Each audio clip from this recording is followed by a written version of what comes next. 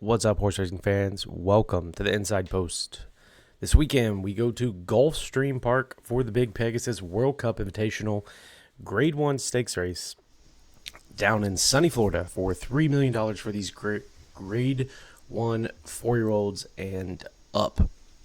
So we're going to look at the card for race 13 and give you a couple long shots that we think could be very, very sneaky in here at big prices that could play spoiler to the favorite Disco Time.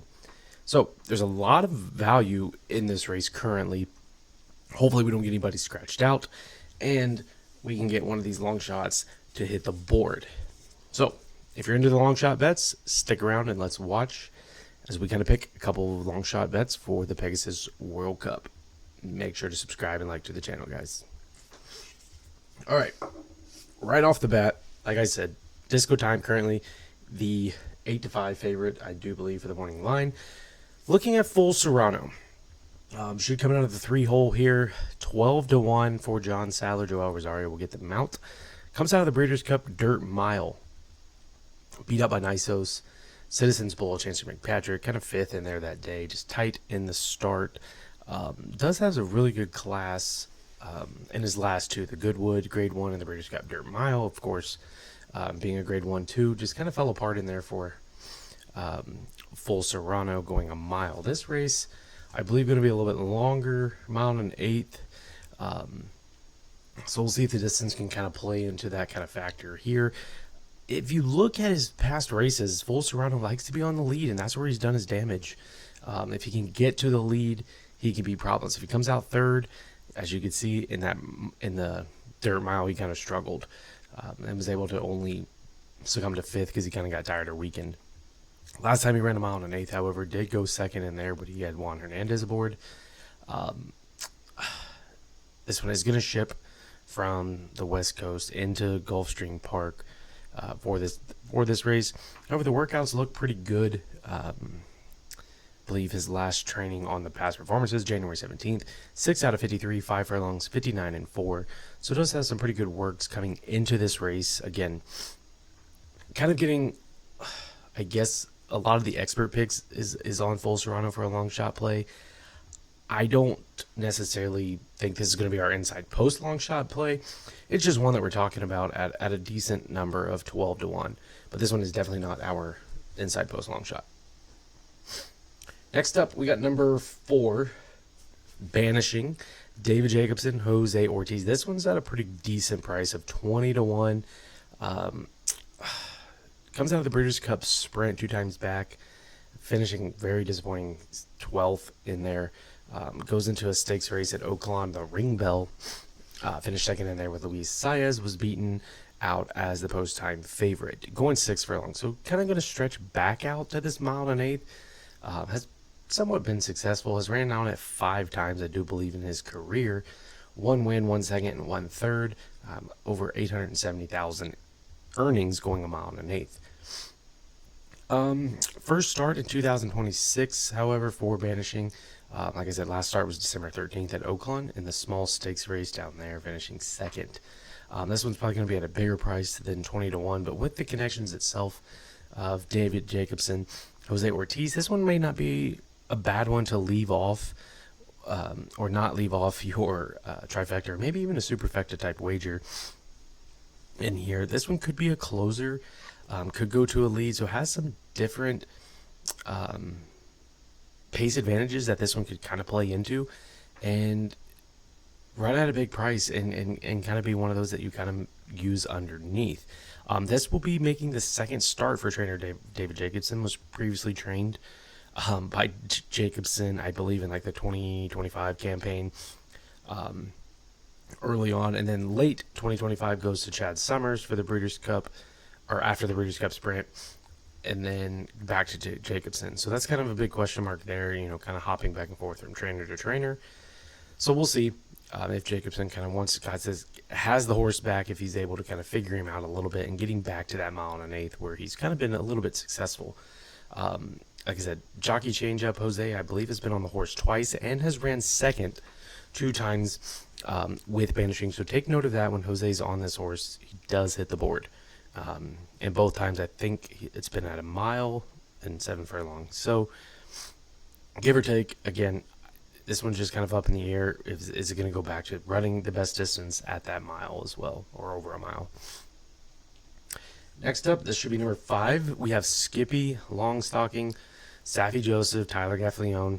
This is one of 2 Saffy Joseph horses in here, White Barrio obviously being the other. Like that we get Tyler G back aboard. Yet again, comes out of the Harlan's Holiday. Winner in there. Just a beautiful prep race, I believe, is all that was for Skippy. Did it fairly well. Comes off, just kind of sits mid-pack like he's used to doing. Made a bid 3 wide, kind of dueled going down the stretch, and was able to pull ahead of Poster and Catalytic, who are some other horses in here.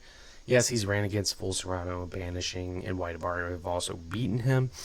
I just like that little race that they gave him, a little bit of a tune-up kind of thing coming in, especially coming out of that Charlestown Classic. He just was a disappointing 8th in there, just nothing whatsoever, and kind of almost just stopped running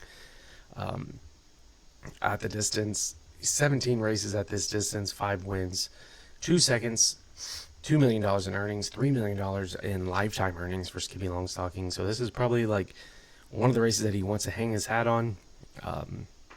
Finished 3rd in this race, I do believe, last year, again, behind White Barrio.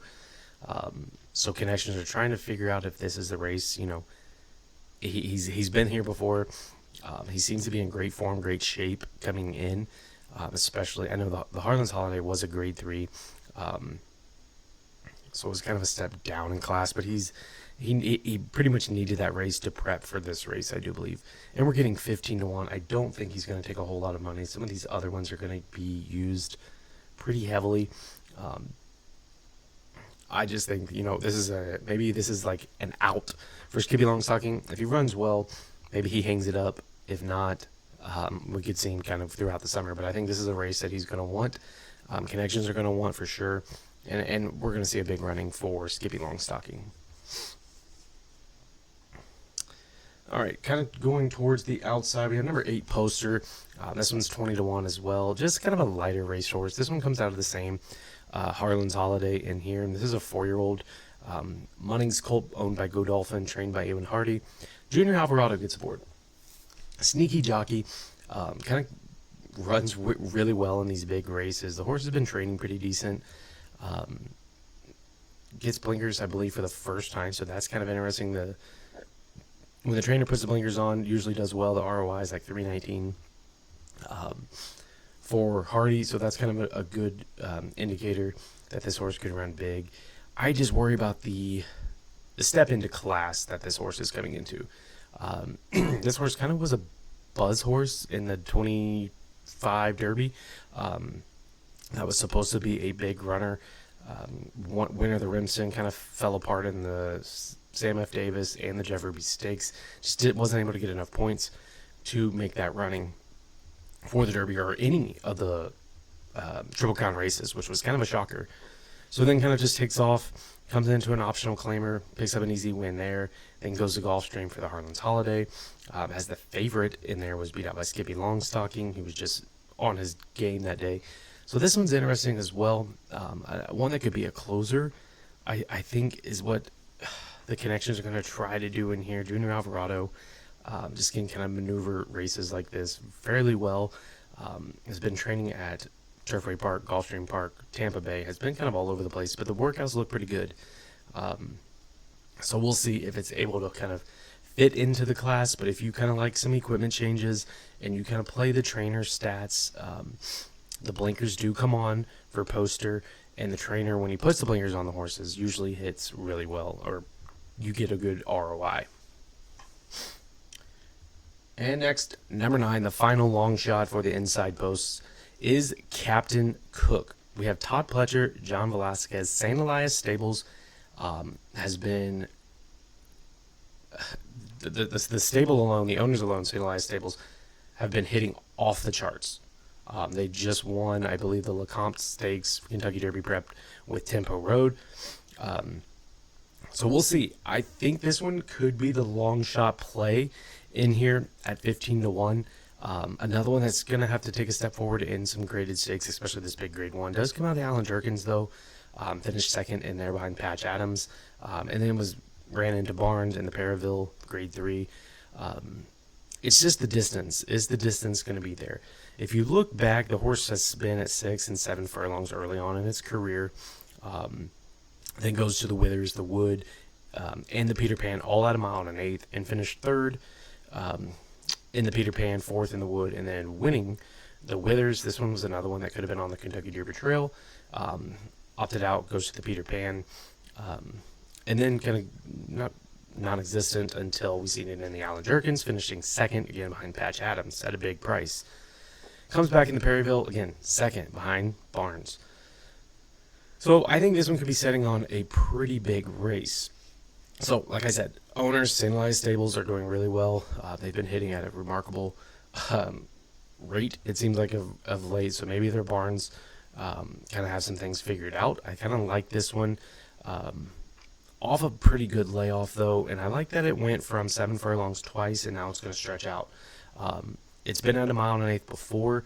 That's why we're seeing probably this big price of 15-1 on this one, just because the stretch out and I guess the uptick in class is going to be the big question mark for Captain Cook.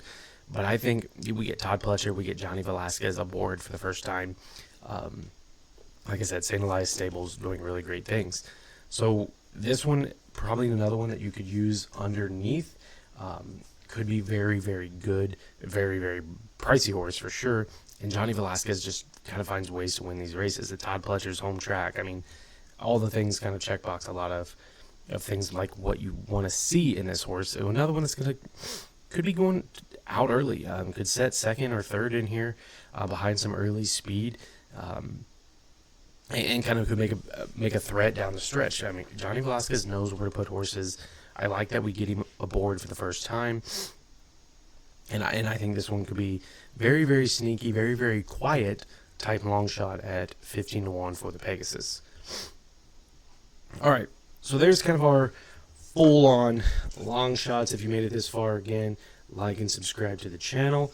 And if you couldn't tell by our talking, obviously Captain Cook going to be one of our long shot plays in here for the Pegasus. The other one, obviously Skippy, longstocking. We're getting 15-1 on a horse that's really just been there in every race except his, obviously, the Whitney.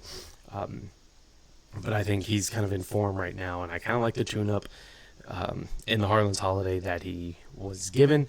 So definitely those two, Captain Cook, Skippy, longstocking, the inside post long shot plays for the Pegasus World Cup. We thank you for watching. Again, make sure to like and subscribe. Turn on your notifications to the channel, as we will have more Pegasus World Cup Day videos as we kind of go through the whole card of some of the other stakes races. And we possibly could be doing a live, so make sure to check that out for Saturday. Thanks, everybody.